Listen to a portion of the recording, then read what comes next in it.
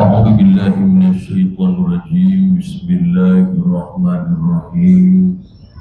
Ila hadratin Nabi Mustafa Rasulullah sallallahu alaihi wasallam wa ala alihi wa sahbihi wa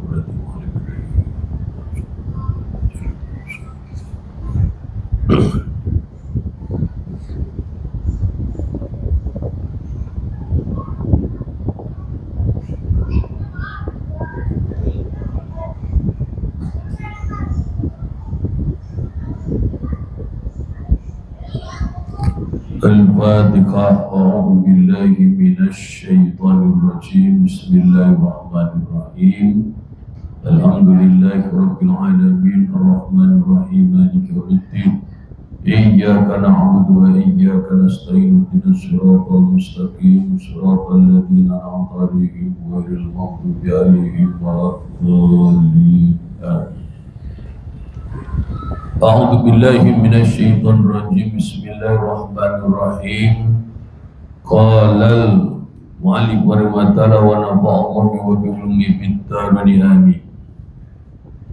Iradatuka tajrida ma'iqamatillahi iyyaka bil asbabi minasyahwatil khufyati. Iradatuka al-asbaba ma'iqamatillahi iyyaka bit tajridi inhitatun 'anil himmatil 'aliyyati. Iradatuka bermula kehendakmu, at-tajrida akan tajrid. Tajrid nanti ada keterangannya. Ma'iqamatillahi beserta dengan menempatkannya Allah iyyaka akan engkau bil asbabi di dalam asbab itu minasyahwati termasuk syahwat al-khufyati yang tersamar, yang tersembunyi. Wa iradatuka dan kehendakmu ala sebab akan sebab-sebab ma'iqamatillahi beserta menempatkannya Allah. Ma'iqamatillahi beserta menempatkannya Allah iyyaka engkau bitajrid di dalam tajrid itu inhitatun turun anil himmati dari cita-cita al-aliyati yang tinggi. Para sahabat sekalian dan para pemirsa dimanapun berada, kita sekarang masuk ke hikmah yang kedua dari kitab Al-Hikam yang disusun oleh Imam Thailab Sakandari. Beliau menuliskan iradatuka tajrida ma'iqamatillahi iyyaka bil asbabi minasyahwatil khufyati. Kehendakmu tajrid beserta menempatkannya Allah padamu di dalam asbab itu adalah syahwat yang tersembunyi. Apa maksudnya? Kita ikuti penjelasan Imam Asy-Syarqawi. Iradatuka bermula kehendak tajrid akan tajrid. Apa itu tajrid? Ai mailu nafsika. Maksudnya adalah cenderungnya nafsumu. Ayuhal murid as-sadiqu yang benar ila tajridi kepada tajrid, kepada lepas. Tajrid itu lepas atau telanjang anil asbabi dari sebab-sebab al-zahiriyati yang bersifat zahir. Hurujuka maksudnya kehendak, hurujuka maksudnya keluarmu anha dari al-asbab al-zahiriyah. Wa adamu mu'anatiyah dan ketiadaan memperhatikan asbab.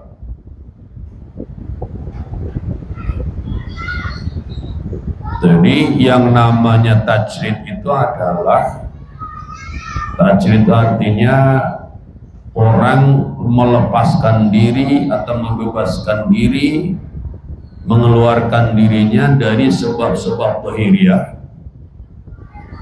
Misalnya seperti itu, jadi petani, jadi nelayan, jadi pegawai atau jadi pengusaha dalam rangka menjemput rezeki, untuk bekal hidup dan ibadah.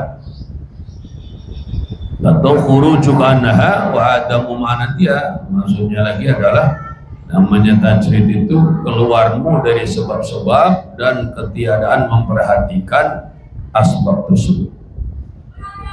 Kita lihat keterangan lagi ya, dari Imam Ibn Abbad Arundi di bagian tengahnya.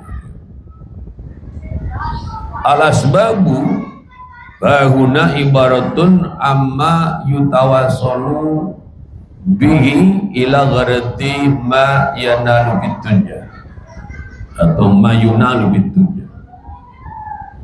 Sebab-sebab yang dimaksud di sini adalah ungkapan dari segala sesuatu yang dijadikan sebagai penyambung atau sebagai perantara menuju kepada tujuan yang hendak diperoleh di dunia. Misalnya kalau ada orang dalam hidup ini ingin bertemu dengan rezekinya, dia mengambil sebab sebagai petani, dari petani dapat panen, ketemu rezeki. Dia menjadi nelayan, ya, menangkap ikan, dapat rezeki. Atau menjadi karyawan atau pegawai gajian, dapat rezeki. Atau jadi pengusaha, pedagang, untung, dapat rezeki. Itu namanya asbab. Dan sedangkan tajrid, wa tajridu ibaratun an adami tasahuli fitil kalasbabi li adli dzalika. Tajrid artinya apa? Tajrid itu ungkapan dari ketiadaan menyibukkannya seorang hamba Allah dengan sebab-sebab tersebut karena arah itu. Jadi orang kalau udah tajrid, tadinya petani sekarang sudah tidak jadi petani lagi. Dulunya nelayan sekarang sudah tidak jadi nelayan lagi. Dulunya pedagang sekarang sudah tidak pedagang lagi. Kenapa? Sekarang konsentrasi sepenuhnya ibadah kepada Allah, berjuang di jalan Allah, mengabdikan diri sepenuhnya dalam mensiarkan agama Allah dan memperjuangkan dengan Islam Allah, umpamanya demikian. Nah, di sini penting untuk tiap orang mengenali diri. Sebab apa? Sebab pada bagian pertama mengingatkan iradatu katajrida ma'ikum matillahi iyyaka bil asbabi minas syahwatil khufyati. Kehendakmu tajrid beserta menempatkannya Allah kepadamu di dalam asbab, itu adalah termasuk syahwat yang tersembunyi. Nah, kita diajak pelan-pelan oleh Imam Syarqawi meneliti masing-masing ungkapan ini. Pertama, tentang tajrid.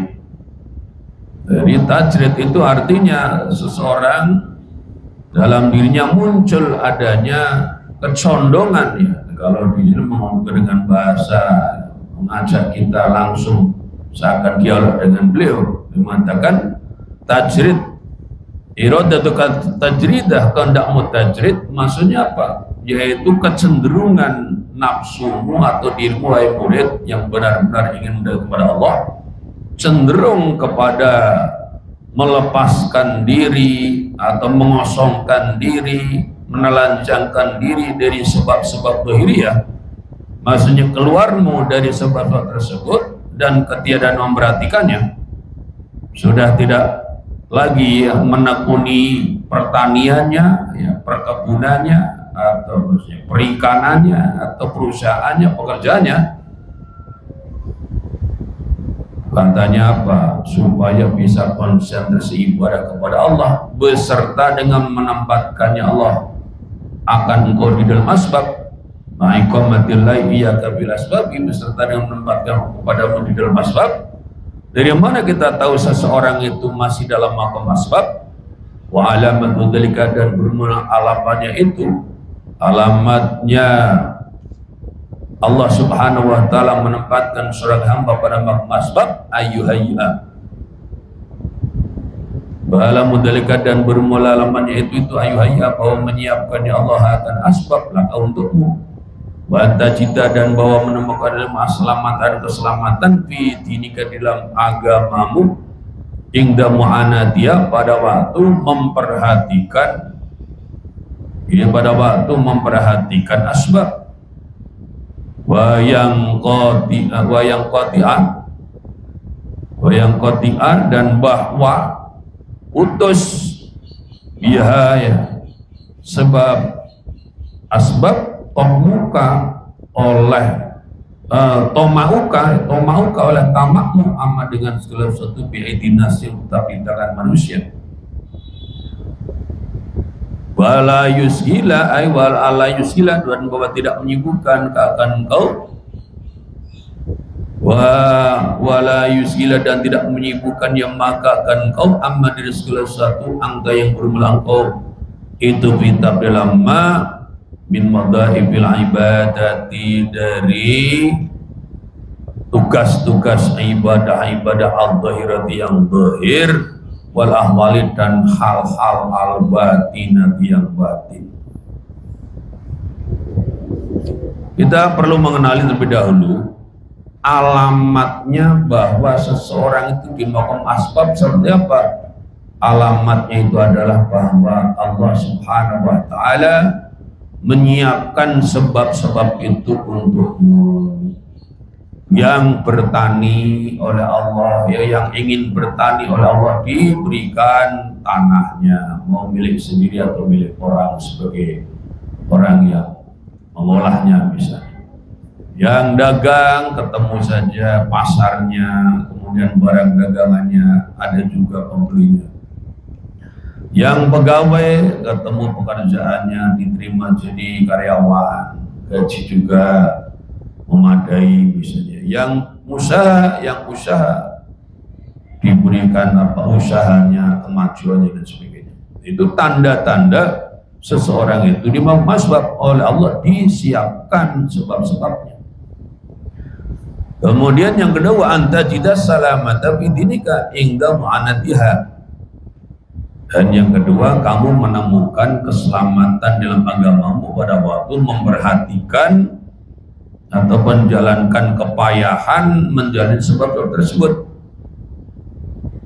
Jadi walaupun sibuk dengan bertani, sibuk dengan menjadi nelayan, sibuk menjadi pegawai, sibuk menjadi pengusaha, tetap agamanya selamat gitu.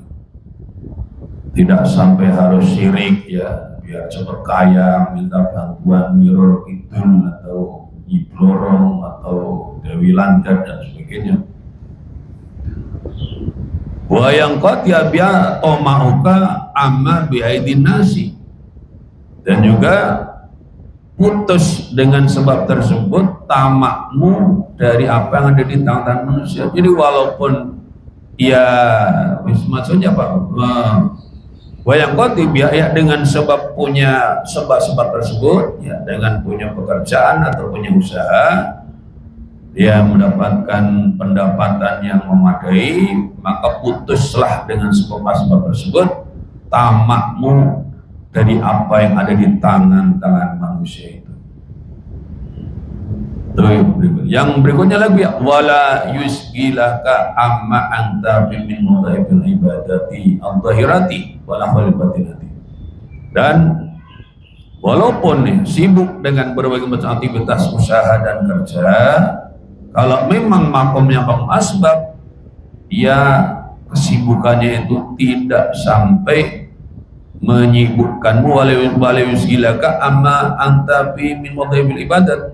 Jadi tidak sampai menyibukkanmu dari apa yang engkau itu ada dalamnya, yaitu berupa tugas-tugas ibadah yang zahir dan hal-hal yang batin.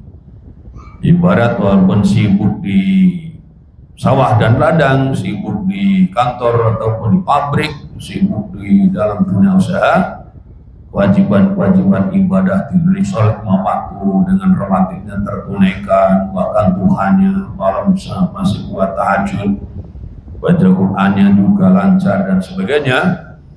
Itu tanda-tanda bahwa orang itu di maqam asbab. Sibuk dengan pekerjaan tidak membuat ia tersibukkan dari tugas-tugas ibadah yang dohir maupun menjaga hal-hal yang sifatnya batin. Sholatnya tetap bisa khusyuk, ya, baca Qurannya masih bisa tadabbur, zikirnya masih bisa hudur dan sebagainya. Nah, kalau ada orang sebetulnya masih di bawah asbab dengan keadaan seperti tadi diterangkan Imam Asy-Syarqawi, terus dia kok ingin tajrid, dia ingin tinggalkan pertaniannya, dia tinggalkan lautnya, yang tempat dia menjadi nelayan, dia tinggalkan kantornya atau pasarnya, dia tinggalkan usahanya karena katanya ingin ibadah semata-mata, itu minasyahwati, termasuk syahwat. Min syahwatin nufusi, maksudnya termasuk syahwat nafsu alatidatu yang menyeru ya nafsu ilaiha kepada syahwat al-khufyati, yang tersembunyi dan tersamar. Jadi kalau ada orang oleh Allah masih ditempatkan pada makom asbab tapi dia ingin tajrid, maka itu termasuk syahwat, maksudnya termasuk syahwat nafsu, yang nafsu itu mengajak kepadanya, ya kepada syahwat itu yang sifatnya al-khufyah, syahwat yang tersembunyi, tersamar. Wakana, dan ada ya madkurah ya, wakana, dan ada ya madkurah itu syahwat dan syahwat li'adami wukubika, karena tiadaan memahamimu ala muradi sayyidika, atas kehendak tuanmu, wa mewafaqatika, dan karena mencocokimu murada nafsika, akan kehendak nafsumu. Kenapa ini dikatakan sebagai syahwat yang tersembunyi? Ya disebut bukan pertama disebut syahwat. Kenapa disebut syahwat? Karena ketiadaan mengertimu atas kehendak tuanmu. Apa yang dikehendaki oleh Tuhan atau Tuhan kita sebenarnya, yaitu kamu tetap jadi petani yang baik, jadi pedagang yang baik, pekerja yang baik, pengusaha yang baik.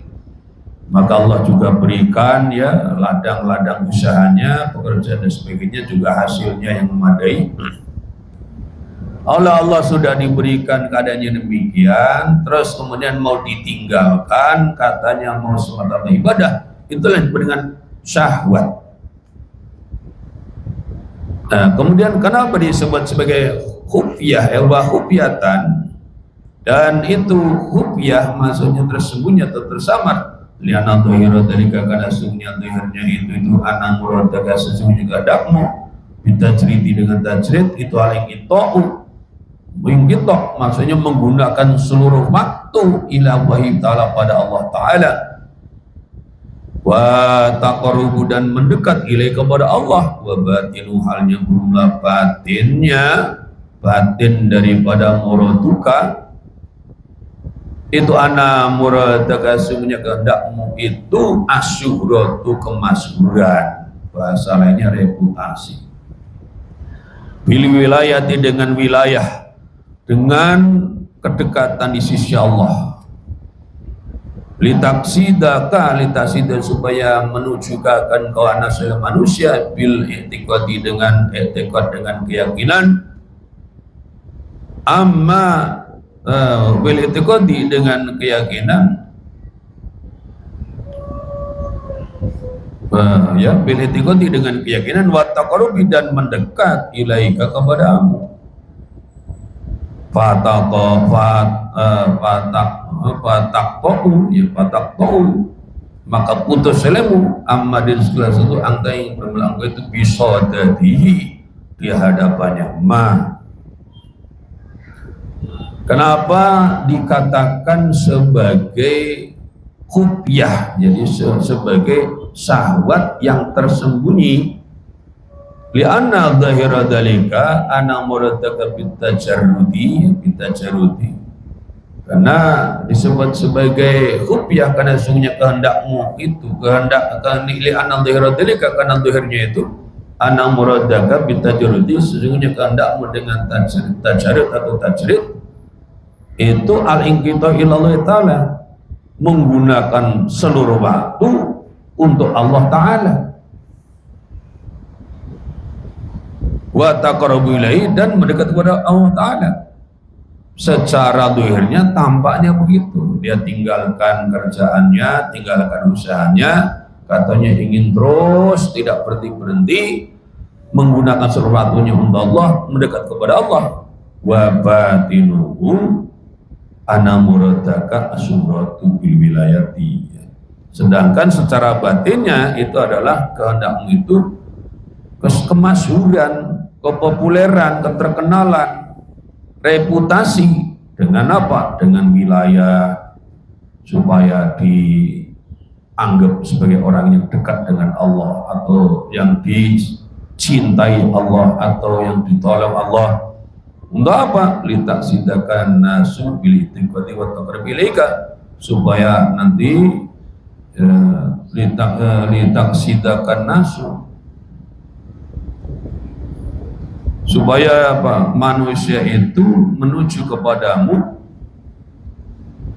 dengan keyakinan dan juga dengan mendekat kepadamu dengan yakin sebagai seorang wali atau dan mendekat supaya didoakan dan sebagainya. Nah, apa yang terjadi?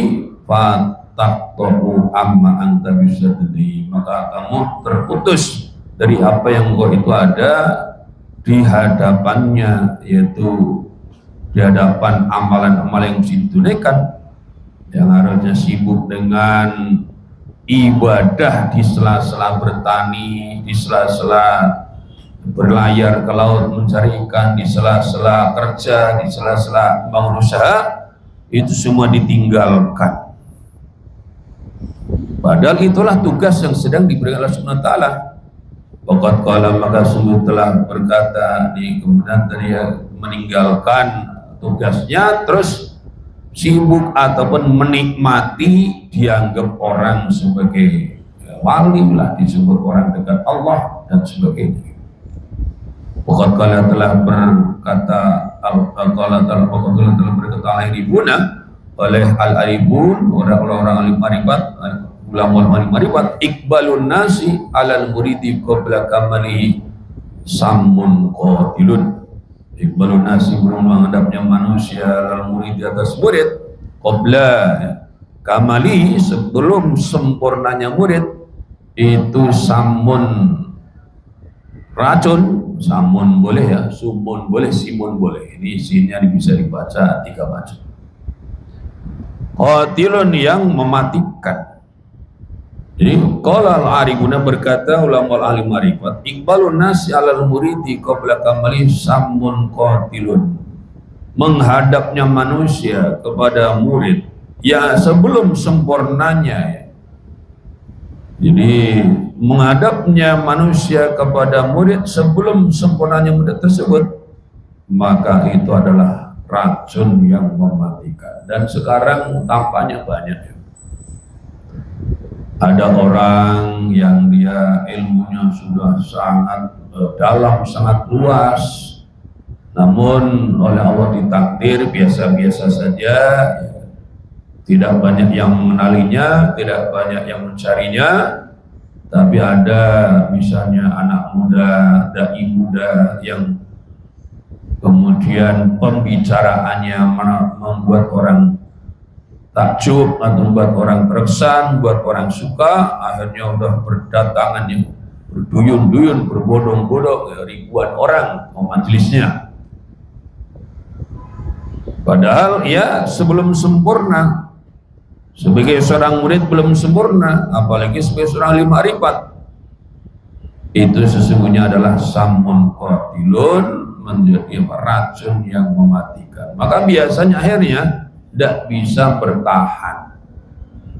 Karena ya sudah mulai didatengin orang-orang, ribuan orang datang kepadanya, banyak hadiah, ya banyak yang dia bisa dapatkan kemudahan, bisa kemudian min haitsu la yahtasib, membangun atau dibangunkan rumah yang megah, didatangkan mobil yang mewah, dan berbagai macam kemudahan yang lain. Di mana racunnya? Racunnya itu pertama, yang membuat kadang dia berhenti belajar. Sudah merasa alim atau sudah merasa masyhur, berhenti belajar. Kadang-kadang malah jadi kurang ajar lagi, apa, ngeremehin guru-gurunya, karena guru-gurunya itu dianggap tidak ada maunahnya atau apalagi karomahnya ya. Guru-gurunya masih begitu-begitu aja, ngaji juga yang datang sedikit, pembicaranya juga jarang yang motif dan sebagainya. Terus bahayanya lagi apa? Racunnya lagi merasa bahwa itu terwujud karena kehebatan dia, apa karena ilmunya atau karena bicaranya yang misalnya membuat orang itu terkesan atau berbagai macam lain, atau mungkin merasa tampan lah kalau laki-laki, kalau perempuan merasa cantik. Intinya bahwa yang dia alami itu adalah karya dia sendiri.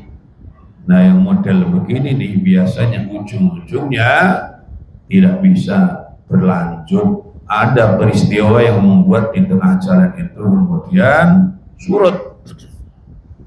Dan fenomena seperti itu zaman akhir banyak disaksikan. Kenapa? Karena dia belum sempurna, sebagai seorang murid belum sempurna, apalagi menjadi seorang alim marifat belum sempurna, sudah terburu-buru menikmati, dianggap orang, padahal ia sendiri sebetulnya belum paham betul bahwa itu adalah ujian belaka. Sehingga akhirnya nanti sampai pada alam iddia,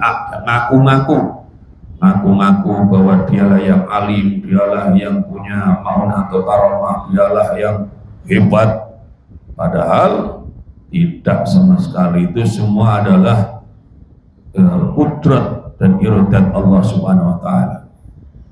Maka umumnya akhirnya tergelincir jadi ujub dan takabur. Dari mana kita tahunya? Ya dari tingkah bicara dan perbuatannya. Di situ bahayanya para alim marifat. Iqbalun nasi alal muridi qabla kamli samun qatil.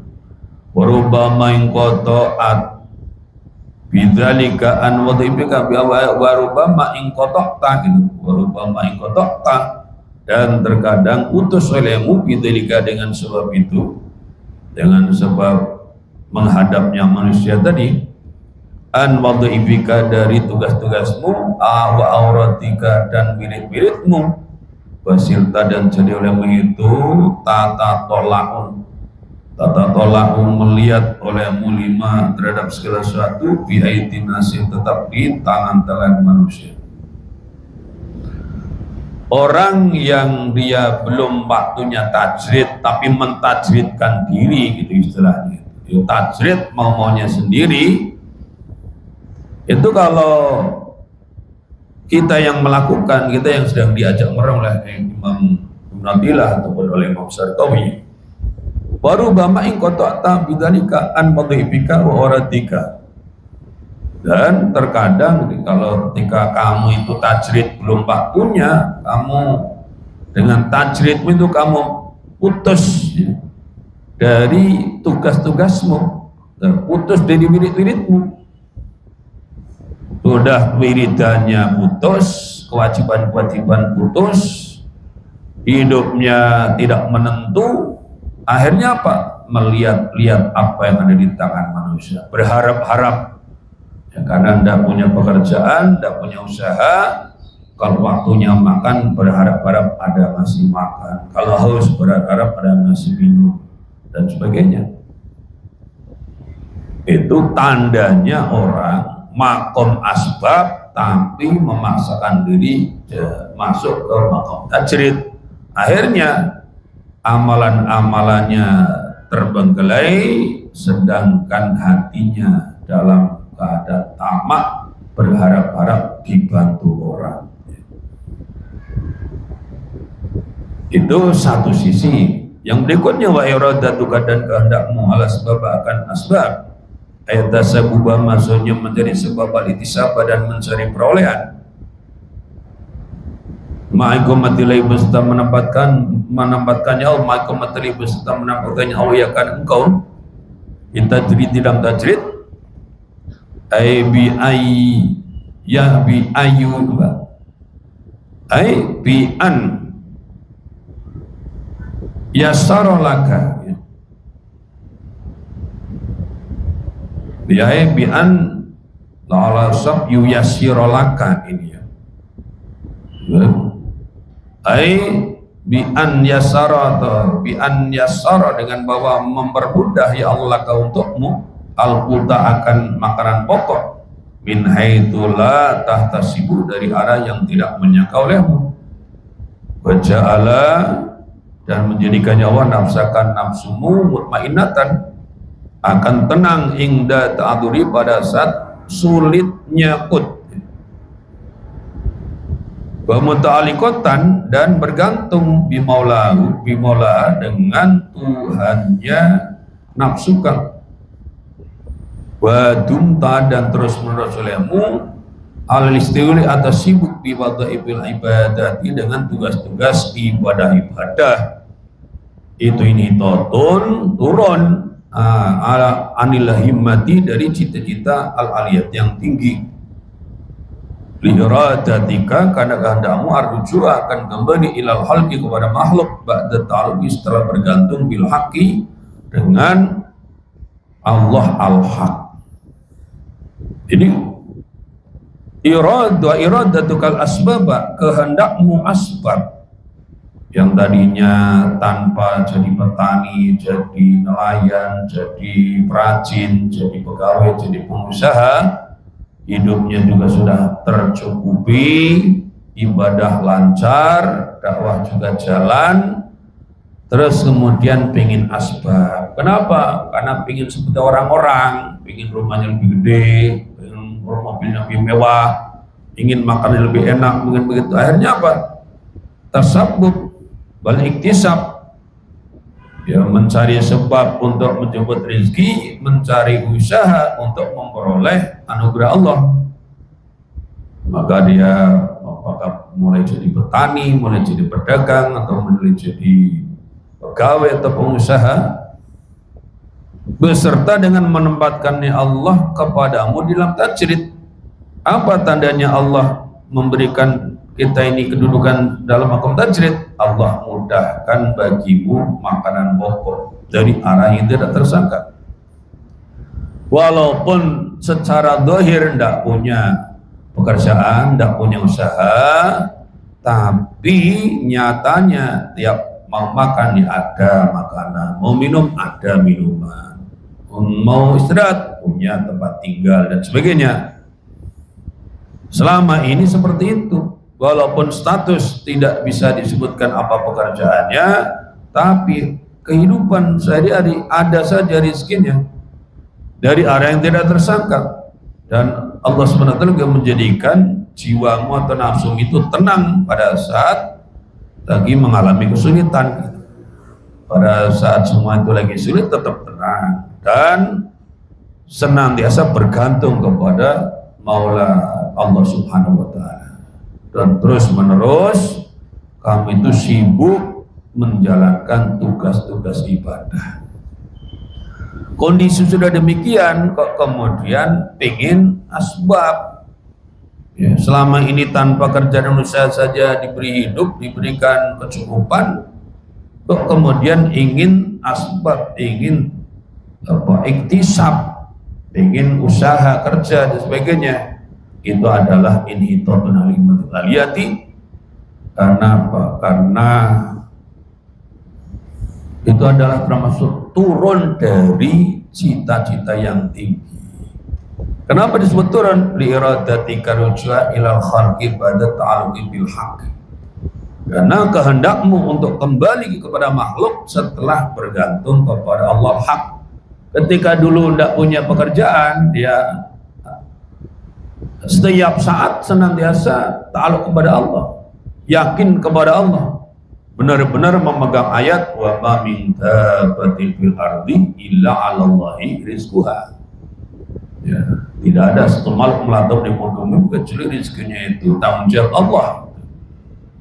Wa may yattaqillaha yaj'al makhraja. Barang siapa yang taat kepada Allah akan berikan untuknya jalan keluar, wa yarzuqhu min haitsu la yahtasib, dan Allah berikan rezeki dari arah yang tidak tersangka.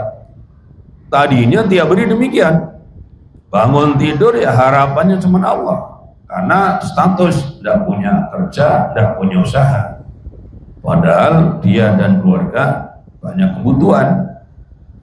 Tetapi nyatanya dengan hidupnya seperti itu ya tercukupi, namun muncul pikiran pengen bisa lebih kan gitu. Sebab orang tajrid kan harus siap hidup sederhana, tapi dia pengen seperti orang-orang, rumahnya pengen lebih besar, mobilnya lebih mewah, uangnya lebih banyak, terus ya kemudian ambil usaha atau kerja. Nah itu disebut dengan inhitatun anil manziliyah, turun dari cita yang tinggi karena kembali kepada makhluk setelah bergantung kepada Allah.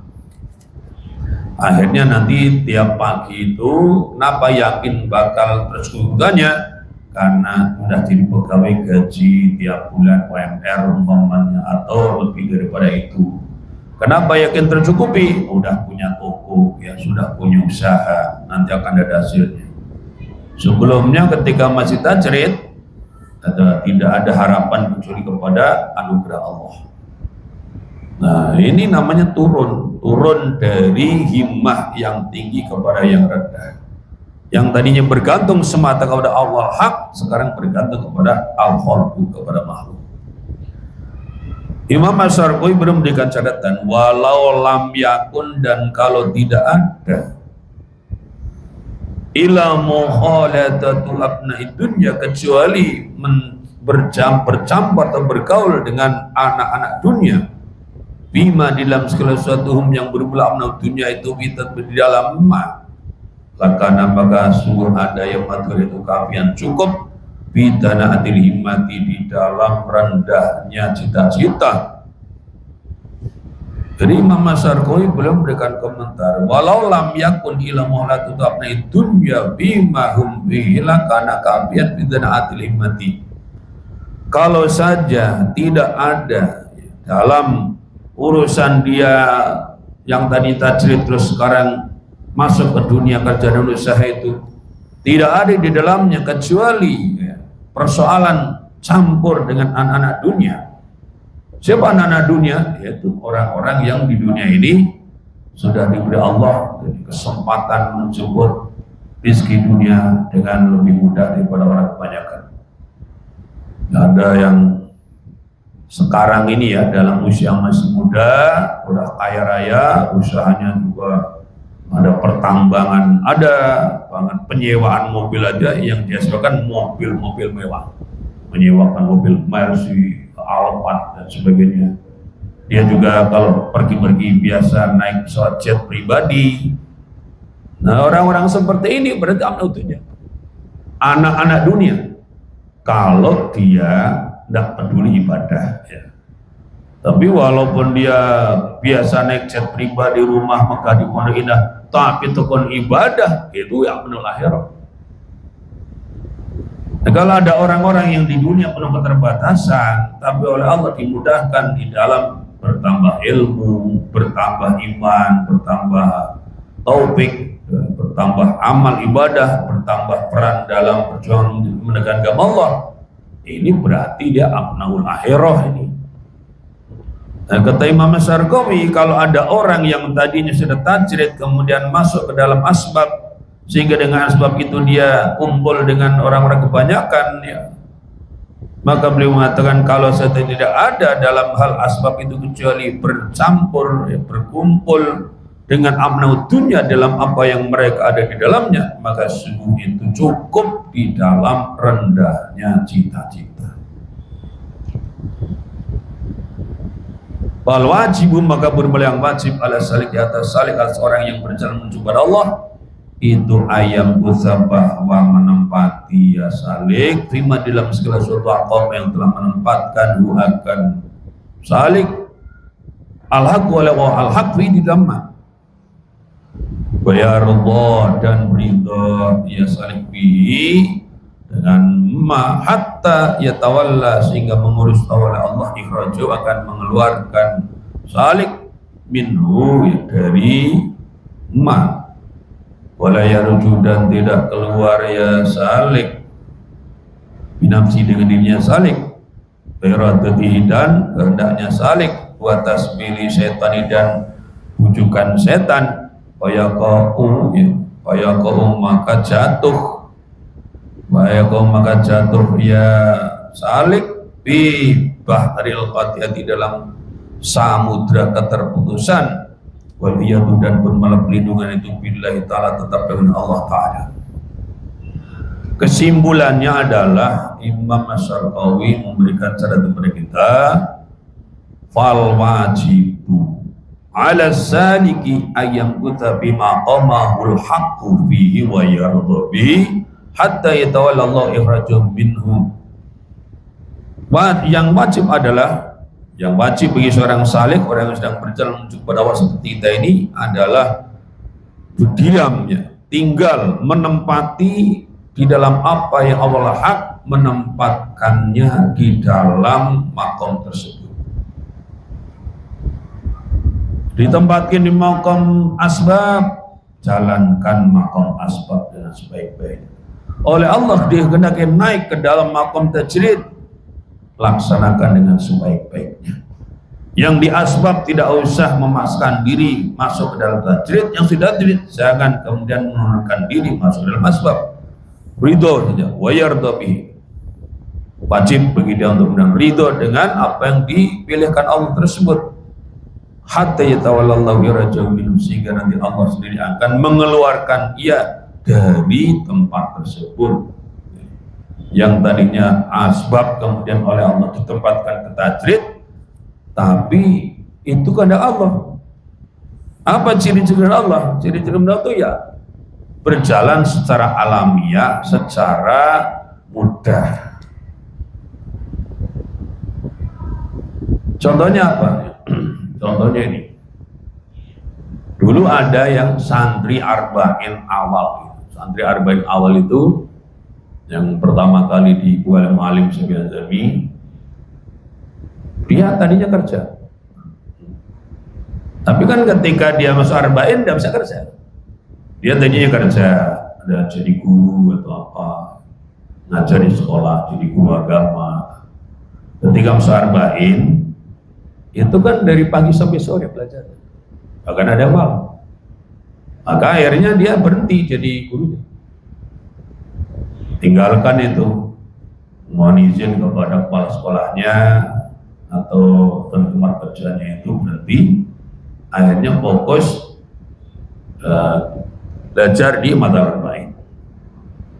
Yang dia bisa lakukan di sela-sela kajian atau belajar lain itu ya mengisi kajian-kajian yang dia minta misalnya.